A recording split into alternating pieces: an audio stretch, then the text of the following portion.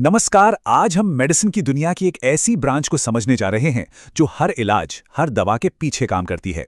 फार्माकोथेरेप्यूटिक्स। हाँ, मुझे पता है, शब्द थोड़ा मुश्किल लग सकता है, लेकिन ये सिर्फ एक शब्द नहीं है। ये वो साइंस और आर्ट है जो तय करती है कि किसी मरीज के लिए कौन सी दवा सही है और उसे कैसे देना है। कभी इस बारे में सोचा है?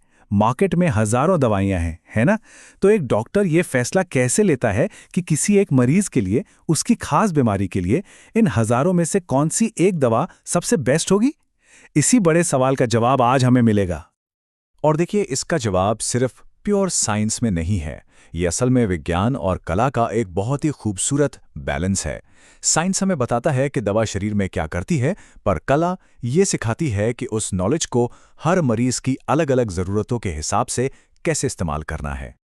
तो चलिए इसी कला और विज्ञान की दुनिया में थोड़ा और गहरा उतरते हैं। इसका जो ऑफिशियल नाम है वो है फार्माकोथेरेप्यूटिक्स। तो सबसे पहला सवाल यही है, आखिर ये है क्या? अगर बिल्कुल सीधी सादी भाषा में कहें तो फार्माकोथेरेप्यूटिक्स वो विज्ञान है जो दवा बनाने पर नहीं बल्कि बीमारियों के इलाज के लिए उनके सही इस्तेमाल पर फोकस करता है। इसका एक ही मकसद है, ये पक्का करना कि जो भी दवा इस्तेमाल हो रही है वो सेफ भी हो और असरदार भी।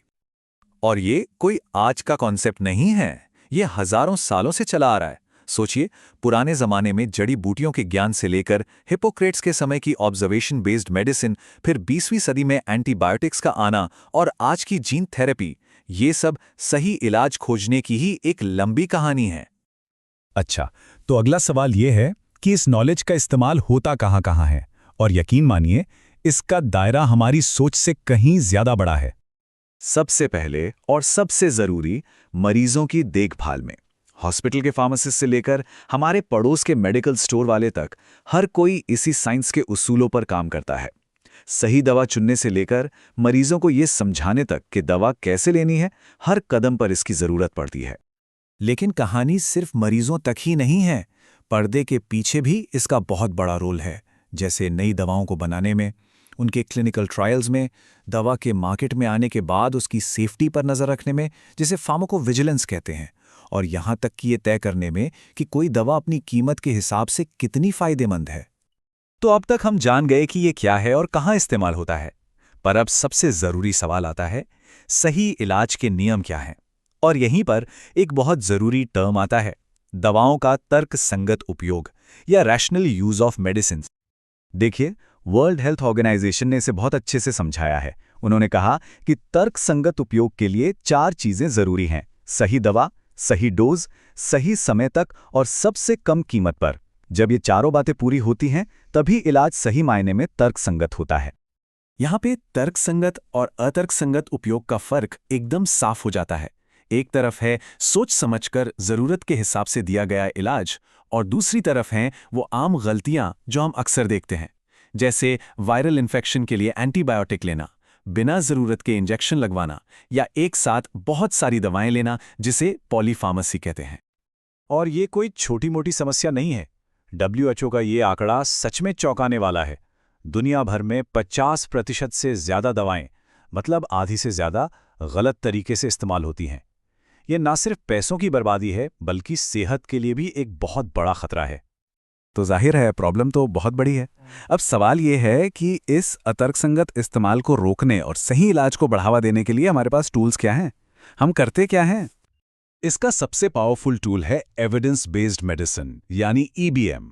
इसका सीधा सा मतलब है कि इलाज के फैसले अंदाजे पर नहीं, बल्कि 3 चीजों को मिलाकर लिए जाने चाहिए: सबसे बेस्ट साइंटिफिक सबूत, डॉक्टर का तजुर्बा और मरीज की अपनी पसंद और वैल्यूज। और यही बात EBM को इतना खास बनाती है। ये 3 पिलर्स पर खड़ा है।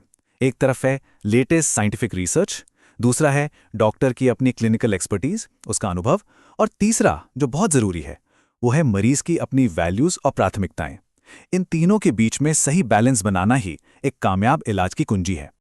अच्छा, अब इस EBM के सिद्धांत को असलियत में लागू करने का एक बहुत ही प्रैक्टिकल तरीका है: आवश्यक दवाओं की सूची या एसेंशियल मेडिसिन्स लिस्ट।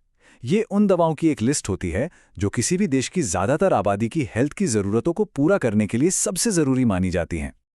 जैसे भारत का ही उदाहरण लें, जब 1996 में देश की पहली national list of essential medicines बनी तो उसमें 279 दवाएं शामिल की गई थीं।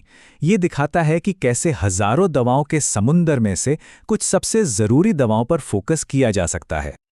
और देखिए, ये पूरा सिस्टम कितनी खूबसूरती से काम करता है। सबसे पहले जरूरी दवाओं की लिस्ट यानी NLM बनती है। फिर इस लिस्ट के आधार पर आम बीमारियों के लिए स्टैंडर्ड ट्रीटमेंट गाइडलाइंस या STGs तैयार किए जाते हैं। इससे होता यह है कि डॉक्टरों को एक साफ साफ गाइडलाइन मिल जाती है और मरीजों को देश में कहीं भी एक जैसा और असरदार इलाज मिल पाता है। तो इन सारी बातों को एक साथ रखकर चलिए अब ये समझते हैं कि आखिर फार्माकोथेराप्यूटिक्स इतना ज़रूरी क्यों है, इसका अल्टीमेट गोल क्या है। तो ये सब आखिर में क्यों मायने रखता है? क्योंकि ये मरीजों की सेफ्टी सुनिश्चित करता है, ये इलाज के नतीजों को बेहतर बनाता है, इससे हेल्थ केयर का खर्च कम होता है और दवाओं की बर्बादी रुकती है। और ये सारी चीज़ें मिलकर एक ऐसे हेल्थ केयर सिस्टम की नींव रखती हैं जिस पर हम भरोसा कर सकें। और जाते जाते एक सवाल छोड़ जाता हूं। आज हम पर्सनलाइज्ड मेडिसिन के दौर में हैं, जहां इलाज किसी व्यक्ति के जीन्स के आधार पर तय हो रहा है। ऐसे में सही दवा चुनने की ये कला भविष्य में कैसे बदलेगी, कैसे और विकसित होगी? ये एक ऐसा सवाल है जो आने वाले समय में मेडिसिन की पूरी दिशा तय करेगा।